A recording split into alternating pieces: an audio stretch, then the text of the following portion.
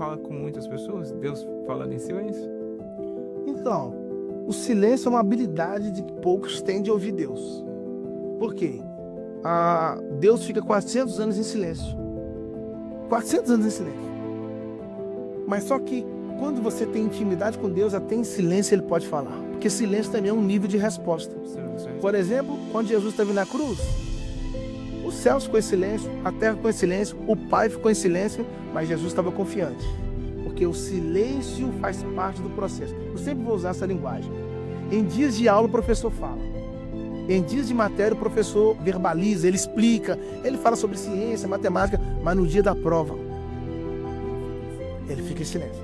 Mas engraçado, ele está em silêncio, mas ele não saiu da sala. Então o fato de Deus não estar falando não significa que ele esteja ausente. É melhor Deus em silêncio, mas presente, do que os homens falando com Deus ausente. Deus pode estar não falando nada, mas não significa que ele esteja ausente. O silêncio de Deus também fala. O silêncio de Deus também é resposta. É a resposta. Gostei. O silêncio de Deus também é a resposta. É isso aí. É isso aí. Então, se você está passando por um processo que você precisa de uma resposta, o silêncio de Deus também é resposta. Deus fala tudo. E ele fala. E outra coisa que é engraçado, tudo ouve. Nós precisamos colocar isso muito na cabeça. Tudo ouve. O Josué falou com o sol parou, o sol ouviu.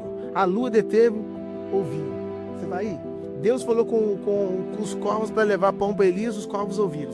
Deus mandou o peixe vomitar Jonas, o peixe, tudo ouve. O problema é que nós não estamos falando.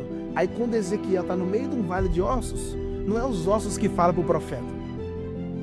É o profeta que vai falar com os ossos. Você está aí? Então o que acontece? Mais do que saber a voz que você deve ouvir, você precisa saber a voz que você deve ignorar. Tem voz que você está ouvindo que você deveria silenciar. O problema é quando você está silenciando voz que você deveria ouvir. O profeta tem que abrir a boca e profetizar. Isso é rico. Porque quando o profeta está falando, vai começar uma restauração. A restauração não começou pelos ossos, começou pelo profeta. Porque toda vez que Deus vai trazer vida, ele não começa pela parte que morreu. Ele começa pela parte que sobreviveu. Entendeu? Então, por exemplo, a Eva está dentro do jardim viva, ouviu a voz da serpente e morreu. O Lázaro está morto no sepulcro, mas ouviu a voz do cordeiro lá em cima e reviveu. Não tem a ver quando você está, mas tem a ver com a voz que você está ouvindo. Não tem a ver com ouvir a voz da internet, ouvir a voz do presidente da República, mas tem a ver com aprender a ouvir a voz de Deus. Infelizmente, Thiago, a igreja brasileira aprendeu a falar com Deus e é lindo, temos que orar mesmo, mas nós precisamos entrar num novo nível que é aprender a ouvir. Cara, nós temos 2 ouvidos. É, não é? E temos uma boca. Deus já definiu tudo. Sim. Não é o quanto você fala, é o quanto você ouve. Você ouve e obedece. É isso aí.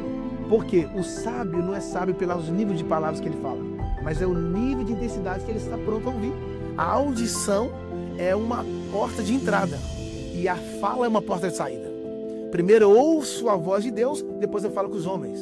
O problema é que eu estou querendo falar para Deus aquilo que eu estou ouvindo de todo mundo, quando na verdade eu deveria falar para todo mundo aquilo que eu estou ouvindo.